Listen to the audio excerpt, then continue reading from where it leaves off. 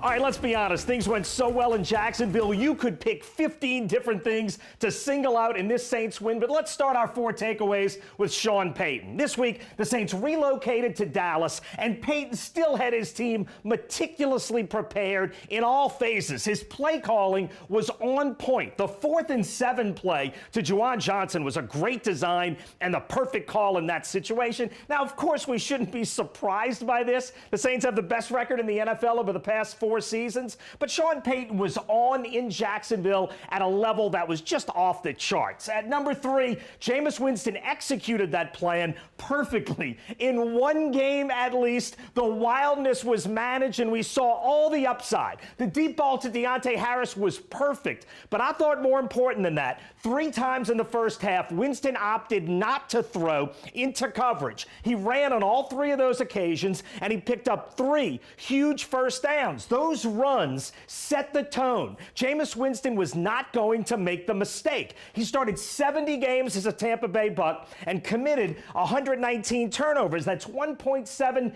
turnovers a game. You're not going to win a lot like that, and the Bucks didn't. He, of course, had 0 turnovers Sunday. His quarterback rating in Tampa Bay was pretty consistently mediocre. In one game as a Saint, it's a ridiculous 130. Now, it's not going to stay that high. No one has done that over the course of a whole season in the history of the NFL, but that is a great start. Jameis managed the pocket extremely well. The TD where he stepped up in the pocket with his eyes downfield and found Chris Hogan was an elite quarterback play. At number 2, there are a lot more questions on the Saints defense in the preseason, and the defense was spectacular against the Packers. Marshawn Lattimore was outstanding. You see why he got the big new contract. The Marcus Williams interception was unreal. He covered so much ground getting to that ball like a Gold Glove center fielder tracking it down from 50 yards away. But to me, 2 guys stood out on defense. Rookie Paulson Adebo at cornerback and free agent defensive lineman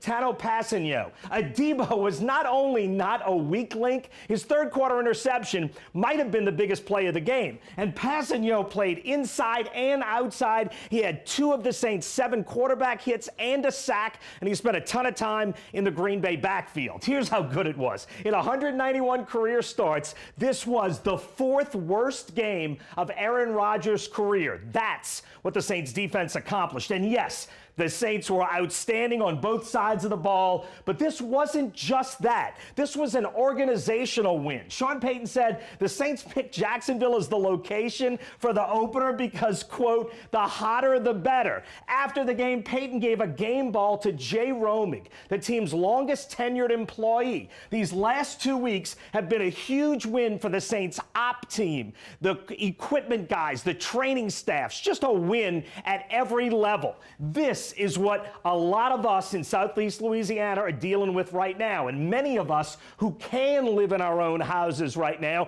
are dealing with cleaning up and the difficulties involved in insurance claims. And at a time when Southeast Louisiana was recovering from a punch in the mouth, this Saints team, against a ton of odds, brought a giant smile Sunday and a huge hope for a fun fall. And that is my number 1 takeaway from the pounding of the Packers.